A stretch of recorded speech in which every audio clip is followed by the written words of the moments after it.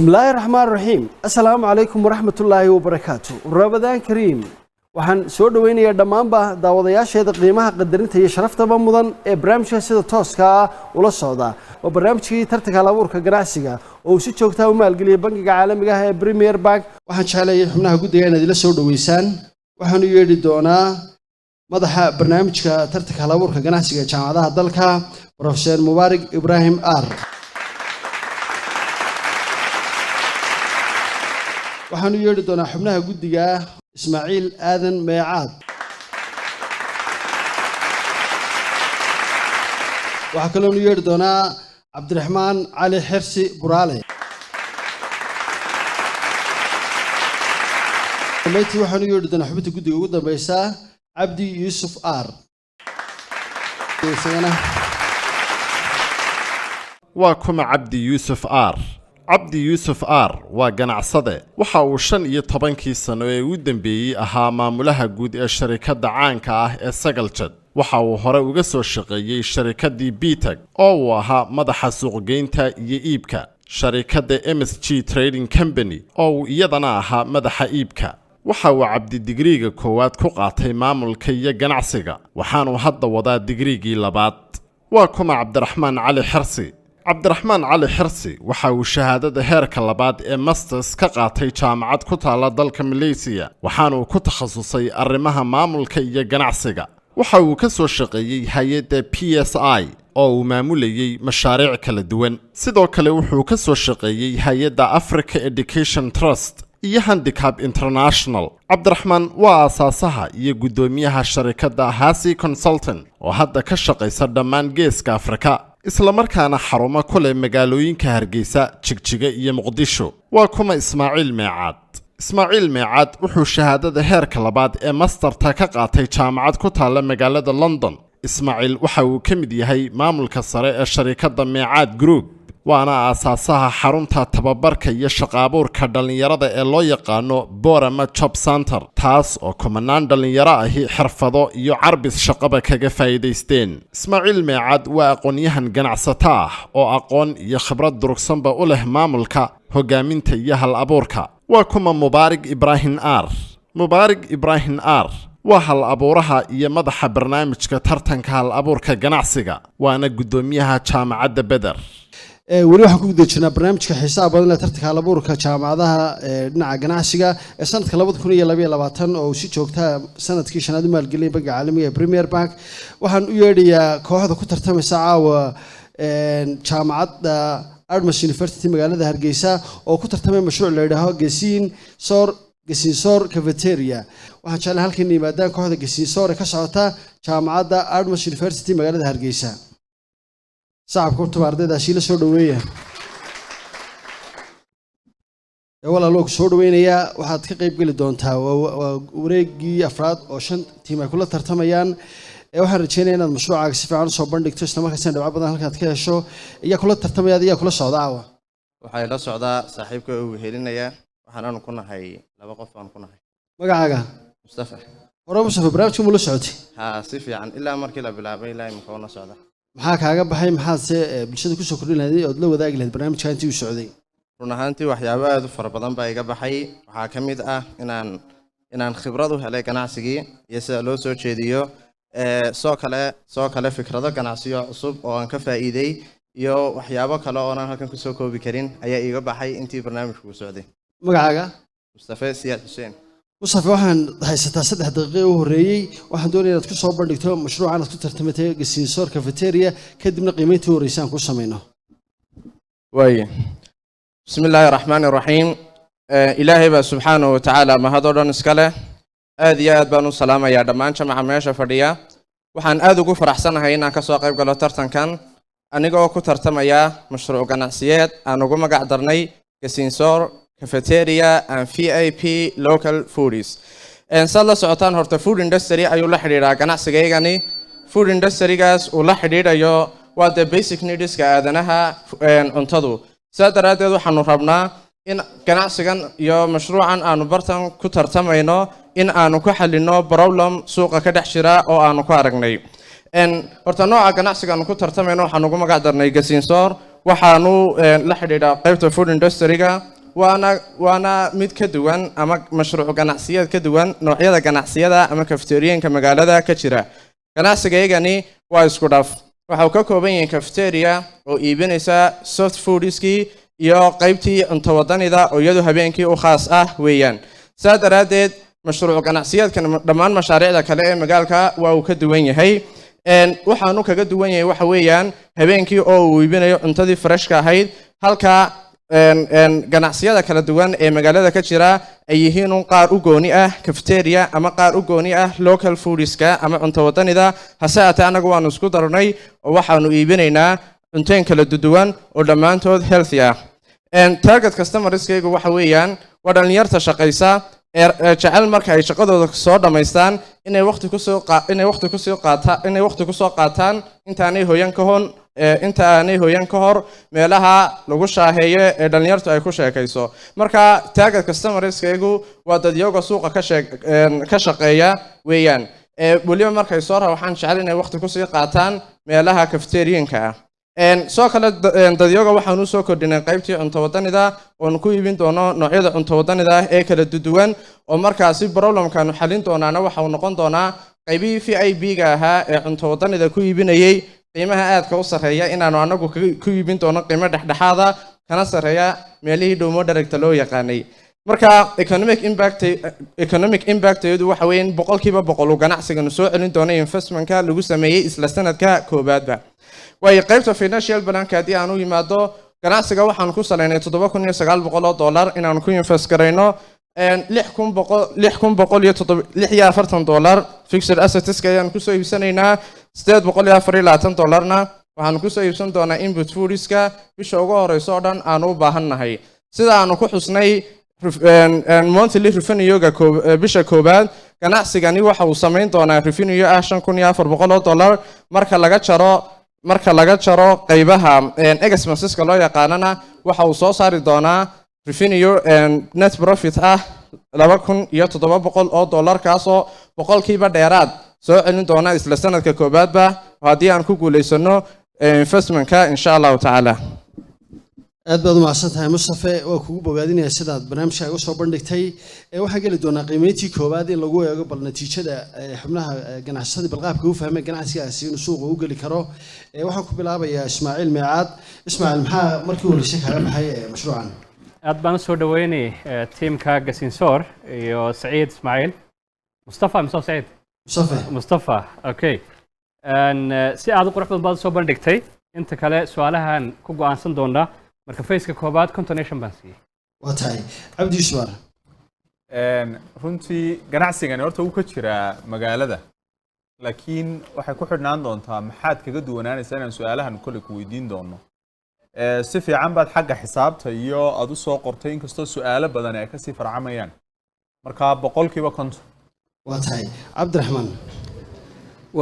waa la qabaa hambaliyada iyo ducadaba ilaahay inuu idin fududeeyo waa barnaamij runtii aad u qiimo badan 45 Mustafa iyo saaxiibkii waxay idin rajeynayaa inaad istifaaci doontaan barnaamijka ganacsiga soo bandhigtaan dhibcaha hore aad dhibco kale ku kordhisan doontaan waxaad haysataan muddo 10 daqiiqo haddii guddiga u baahato 5 bay ku darsan doonaan laakiin marka hore 10 daqiiqo ayaan idinku bilaabi doonaa su'aal laga weydiiyo kadibna aad ka jawaabto Cabdiraxmaan Ali Xirsan ku bilaabaya waayahay su'aashayda koowaad waxay tahay presentationkaaga ma maqlahayn baaxadda waxaad iibin doontaan su'aal ahaan habeenkii imisa cashaa iibinaysaan on average cashadiinu lacag intee lag baad siinaysaan su'aal ahaan ma dibadda garowga iyo caanaheeda intee siinaysaan soo haddii su'aal ahaan oo kale 3-4 dhish oo kala duwan ama 4 cunto kala duwan samaynaysaan maxaad rajaynaysaan habeenkii imisa casho shaaha tusaale ahaan oo kale imisa koobo shaaha rajaynaysaan in laydinka iibsado lacagtooda waa imisa maxaa idinka gelaya bal xisaab yaroo fudud oo ku salaysan maxaad iibinaysaa iyo maxaa kaa gelaya bismillaahir rahmaanir rahiim haddii aan su'aasha aad weydiisay si faahfaahsan uga jawaabo anoo soo koobaya waqtigana ilaalinaya horta page-ka tobnaad aanu ku xusnay waxaanu ku xusnay revenue-ga aanu samayn doono bisha koowaad oo dhan waana ganacsigani maadaama uu yahay ganacsi cusub oo bilow ah markastale waxaanu soo qaadanaynay minimum saleska halka markaanu researchka markaanu wadnay meheradaha caadiga u shaqeynaya ay libin laab ama saddex laab waxaanu anagu rabno bisha koowaad inaanu iibino iyagu iibinayeen oo markaas uu ku saleysnaa ganacsigoodu marka haddii aanu imaado cunto wadanidoo kale waxaanu rabnaa habeenkii inaanu iibino digir shuuro galey misir hariko iyo wixii la mid ah inaanu iibino marka qiimayaashu way kala duwan yihiin garowga oo kale madibada garowga ah waxaanu siinaynaa caanaheedu la socdo waxaanu estimate gareynay bisha koowaad habeen kasta inaanu iibino 5 casho oo garow ah waana ka badan kartaa waana ka yaraan kartaa saate waa average-ka laakiin meheradaha kale ee caadiga ahi waxay iibiyaan libil laab ama saddex laab ama wax ka sii badan oo garow ah qaybaha VIP-da oo kale waxay siiyaan lacago aad u badan waxay dadka ka siiyaan 12,000 iyo wixii ka badan halka qaybaha meelaha caadiga ah the traditional care naqaanayna ay siiyaan lacago iyo cost yaro aad u hooseeya hase ahaatee anagu waxaanu jecelnahay inaanu qurxisano meheradayada oo qaabka VIP-da oo kale aanu ka dhigno local foodiskana aanan ku koobin hase ahaatee aanu ku koobno aanu labadaba iibino su'aashaada haddii aan si kooban uga jawaabana labada qiimo mid u dhaxeeya ayaan rabnaa inaanu siino walibana markastale waxaanu qaadanaynaa minimum saleska marka cuntoodanideen rabno inaanu habeenkii iibino oo kale waxay noqonayaan adigu ilaa maxaan idhaahday 45 maya 50 cunto oo cunto wadani ah 50 casho cunto wadani ah in aanu habeenkii isku dayno inaanu iibino saa noo qorshaysan weeyaane waan fahmay halkanna waa si fiican bay ugu qoran tahay 55 casho tusaale ahaan 5 casho oo garowa yacni inteed karinaysaa marka hore yaraa digsi yar يعني horta markasta la minimum seriska maya yani tusaale ahaan oo kale 5 qof oo wada socday hadday ku yimaadaan oo 5tii garow cunaan ma haysid soo maaha garow kale maya intan halka maxaad isugu yarayseen baan ka wada alshaan waxaan isugu yaraynay bisha hore waa bisha hore distida aan ku karino 5 casho kuleelisan kuridana si aan casho kale u karno okay misan casho kale u karno anagoo distiyadiina aan inagu yaraynde haddana kuleelisan kuridana sidee 5 casho way yariina distida kuma jirayaan aanu dadkana u kuleelno kuleelka ugu daynade deeto ay 5 bisha hore karin niyo horta meelaha maaragtay cunto Soomaaliga runtii dadku aad bay wax uga cunaan si xawliyana waa maaragtay way u socdaan take away in la qaato iyo in kala labada way leeyihiin haddii tusaale ahaan aad taagad garaynaysaan dhalinyaro caweynaysa oo saad ka hadlayseen targetkii inuu yahay dhalinyaro caweynaysa iyo businesskiinani waxaan filayaa inuu saas ugu fadhiyo dad intay mar fadhiisteen 50 qof oo meeshii buuxiyey dabeetana mid waliba hal casho cunay dabeetana caawa oo dhan lagu sheekaysanayo qaabkaasaad moodaa inaad u samayseen ma ka dudaan oo si ka duwan aad u dhigtaan eeg hadda marka hore meeshu baranday leedahay iyo qolkiyo dee iyaguna kuraasidii taalo exactly barandaha waa lagu caweynayaa hadda inta hore laakiin aroortii iyo gilika dambe qolka waa la geli karaayo dee waa lagu magaranaysaa wax lagu cunayaa sandwichkii iyo sambusi laakiin habeenkii waxay u gaar tahay halka inay guduhu cunto wadanida halkan barandahana waa lagu caweynayaa su'aasha kale ee weydiinaya waa taas bay la xiriirdhaa 25 koob oo shaaha Liptona iyo bigayskoo 10 iyo kafalaatado 15 mishiin ma loo istaari karaa yani ma ku xisaabtanteen kharashka mishiinka shaaha sameeya korontadu isticmaalayo iyo tirada shaaha ama bunka aad iibinaysaan yani ma isqabanayaan xisaab ahaan ha way isqabanayaan waxaana isku qabanayaan shaahan imise isku bixinaya marka tusaale ahaan imise shaaha ama imise coffee markaad on average markaad imise iibiso ayaa korontada ila uu daaran yahay isagu lama baqbaqtiinayo intee buu isku eeg hadda meesha saacad baa ku xidhan oo maaha tii shanta kula qaadayay maalin walba de marka saacadaasaa soo qoraysa dee lacagta inta dee lagu bixinayo waa imisa waxa weeyaan waxaan u estimate garaynay aan waxaan u jeedaa aan u qornay $100 markii dambe aanu tagnay meesha ay noo sheegeen kuwii cafeteriadii kuwaas aan soo wareysanay $150 aynu ku fadhiisinay weydiinaya horta saa xisaabta iyo usoo qorteen inkastoo su-aala ka sii dhalanayaan saan sheegay waa si aad fahamsantihiin xagga xisaab ahaan ganacsigani ama ganacsiga restaurantiska isku wada dar waxyaabaha cuntadu waa very challenging waayo qof gaajoonaya ayaad baahidiisa xalinaysa waxaa laga yaabaa inaad dad ama ka soo khalado ama uu halkaa problem ka dhaco qofkii customerka ahaa waxaad tii niman jaamiciyiina oo taygii iyo suudhkii xidhan ma idinkaa ka shaqaynaya businesskan oo gacmaha ula tegaya ma cid baa u dhiibaysaan oo dushunbaa ka maamulaysaan bal arrintaa noo yaro sharxa aad baad mahadsanta halkaa iyada ah cafeteriyada anigaa ka soo shaqeeyay waa ta kale khibraddiina ninkan baa leh oo ninkan baa managera kaasheera macnaha xagga kuukariska waanu sii diyaarinay nin aanu wax isku nahay ayaa ka shaqaynaya hadduu ilaahay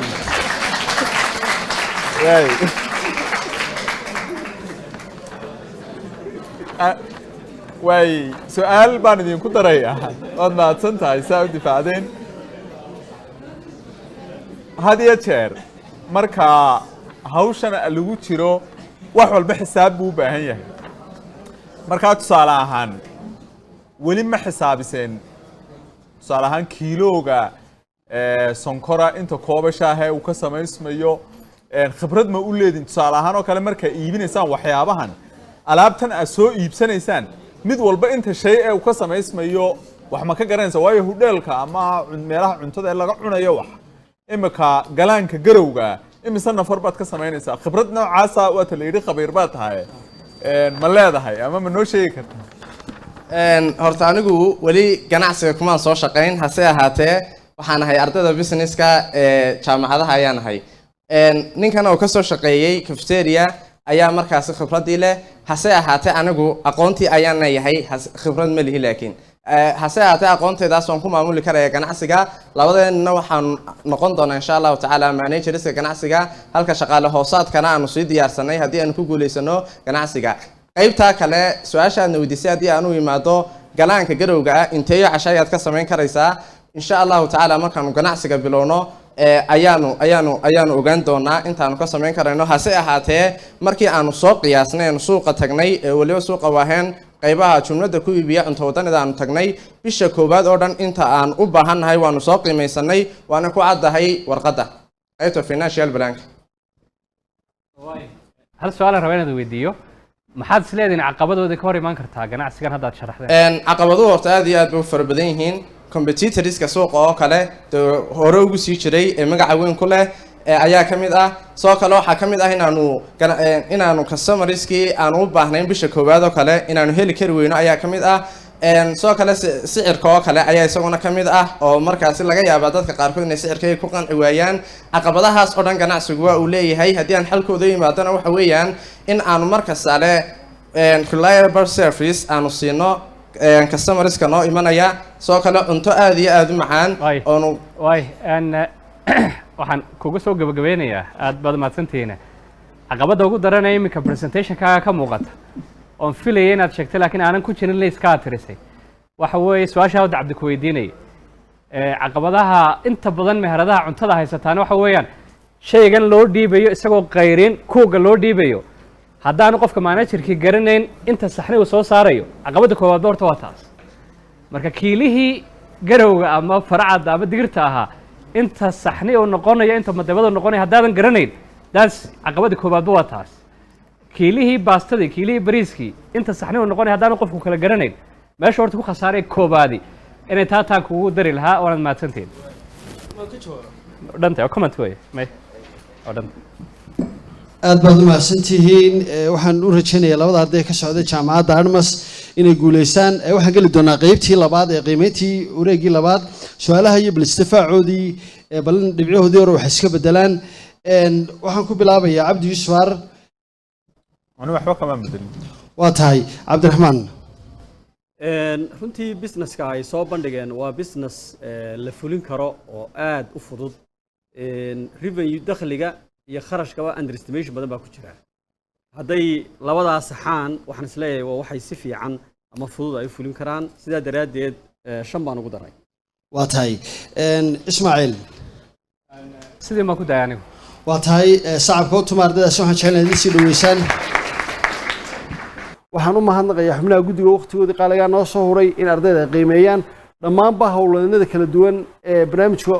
daadihiyaasha iyo hadday tahay hal-abuurka barnaamijka professor ara waxaan si gaar ugu mahadnaqanaa bangiga caalamiga ee Premier Bank oo joogteeyay barnaamijkan inuu si joogta uga baxo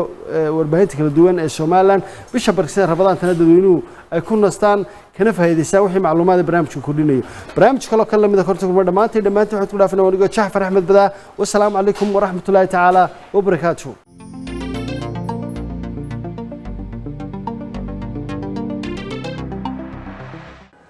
walaal safarkaygii turkiga saacadaha ka hadhay lacagta intaa leegna safar lama geli karayo waxaan doonayaa lacagta inaan kuu sii dhiibo si aad iiga soo daba dirto waa dahooy taleefanka carruurta kula haystee hayga qaban waaye walaalay sodagii ilbaxa ahaa si kaa noqotay maanta had maa laga tegay wararka aad ka sheekeynayso maxaa lacag lagaa soo daba dira iyo taleefan aad ka soo hadasho kugu howlay soo tan Premier Bank noqotay howl fududayn oo halkii aad tagtaba xoolahaaga ku daba sidaysaa oo aan koon baaba ku leeyahay lacagtaan dhigtay ma iyaga iga soo daba diraya bal ina mari ku soo dhawaada Premier Bank maxay idinka caawiyaa Mastercard baan u baahana